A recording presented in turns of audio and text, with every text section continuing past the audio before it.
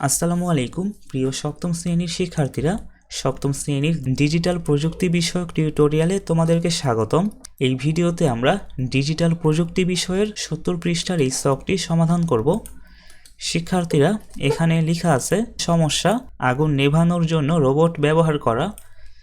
Algorithm, এখানে প্রথম ধাপ, প্রথমে রোবটটি চালু করি, এরপরে দ্বিতীয় ধাপ, রোবটের ক্যামেরা দিয়ে সামনের অবস্থা দেখি। এরপরে রয়েছে তৃতীয় ধাপ, যদি দেখি কোথাও আগুন দেখা যাচ্ছে না তাহলে চতুর্থ ধাপে চলে যাই, আর যদি দেখি সামনে আগুন দেখা যাচ্ছে তাহলে রোবটের পাইপ দিয়ে পানি প্রবাহ করি, আগুন না নেভা পর্যন্ত পানি ঢালতে থাকি। এরপরে আছে চতুর্থ ধাপ, এখানে আমাদের কাজ শেষ। এবারে নিজেদের দলের নির্বাচন করা সমস্যার বিষয়বস্তু ও সমাধানের অ্যালগরিদম লিখে ফেলি। আমরা এখানে একটি সমস্যার কথা লিখব। তোমরা যারা নতুন ভিউয়ার্স আছো তোমরা অবশ্যই চ্যানেলটিকে সাবস্ক্রাইব করে পাশে থাকা বেল আইকনটি অন করে দাও, এবং তোমাদের সপ্তম শ্রেণীর অন্যান্য বিষয়ের ভিডিও পেতে অবশ্যই আমার চ্যানেলের প্লেলিস্টে চলে যাও।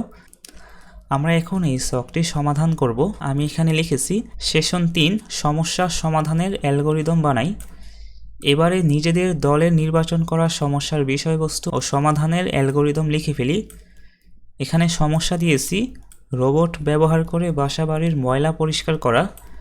অ্যালগরিদম, এখানে প্রথম ধাপ, প্রথমে রোবট চালু করি, এরপরে দ্বিতীয় ধাপে রোবটের ক্যামেরা দিয়ে ঘরের অবস্থা পর্যবেক্ষণ করি।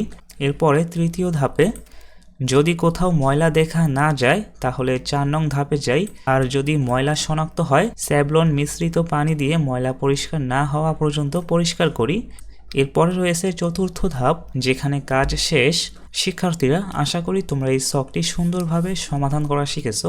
তোমরা যারা নতুন ভিউয়ার্স আছো তোমরা অবশ্যই চ্যানেলটিকে সাবস্ক্রাইব করে পাশে থাকা বেল আইকনটি অন করে দাও, এবং তোমাদের সপ্তম শ্রেণীর অন্যান্য বিষয়ের ভিডিও পেতে অবশ্যই আমার চ্যানেলের প্লেলিস্টে চলে যাও।